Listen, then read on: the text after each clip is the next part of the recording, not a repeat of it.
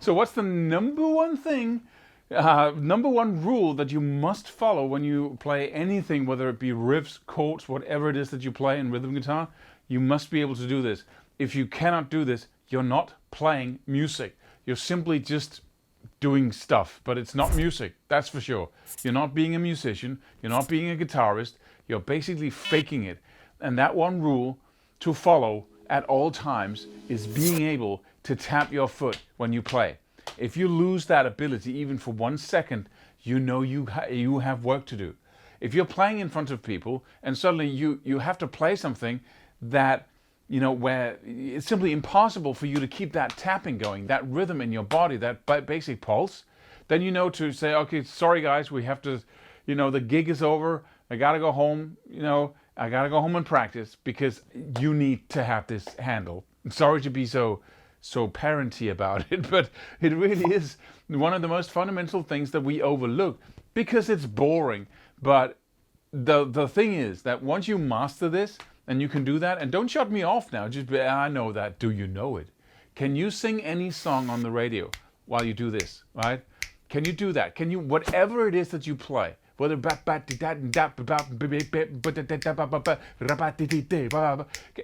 you have that skill? Do you have that ability? If not, you know, take everything else off the table and learn that. If you're serious about mastery, then you need to learn this. If you're serious about mastering your instrument, if you're serious about, you know, playing music, if you're serious about playing with emotion, playing blues solos with emotion, or playing fast, or playing anything, then you need to get serious about this because it doesn't take that long to learn. And what we're talking about is rhythm skills, really. Because whether or not you can tap your foot and play any song, anything, any rhythm skill, anything, and still keep that thing going, that is the measure of whether you actually master the rhythms that you're trying to play or not. And if you don't, you're not playing them. You're not playing a rhythm if you cannot do that, because that is part of the rhythm. If you lose this ability, then you're not playing the rhythm anymore. You're basically faking it. You go from 1 to 1, 1, 2, 3, 4, 1, and then you're trying to fake 1, right?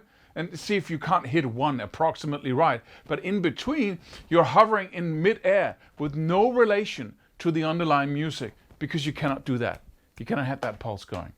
I'm serious about this, right? But the cool thing is that if you put your focus on that and you get serious about this and you learn it and you master it, then your playing will have transformed to the degree to which it is close to impossible for you to keep this going all the time when you play. To that degree will it mean amazing things once you have it down. It's crazy what it means. And also to your enjoyment.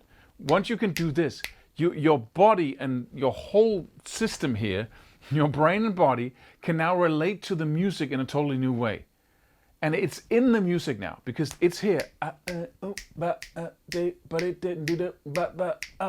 you feel that whole thing. You swing with the music, right? But you can't have the swing. You can't have the groove if you can't do this. You know, I'm not thinking about snapping all the time. We can't do that when we play guitar, but you can tap your foot. Or if you're not tapping anything, you just got it. You know,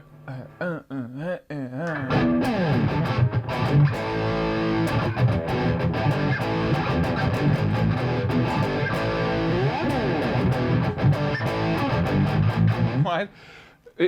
Because everything you play, very, very dark stuff here. Everything you play relates to that tapping. And when it stops relating to that tapping, to that basic pulse, it's poof, it's gone. You're out in open space and you have no connection. So what you do to assist you in that process is that every time you practice, you have this metronome going. This is just your little teacher, right?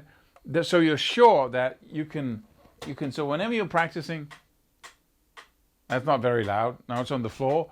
Whenever you're practicing, you have that in the background and you make sure that you can play that.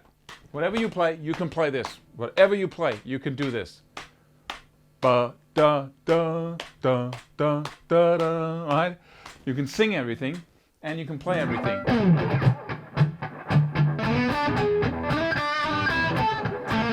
Right? all the time when you play. And whenever you lose it, you know you got work to do.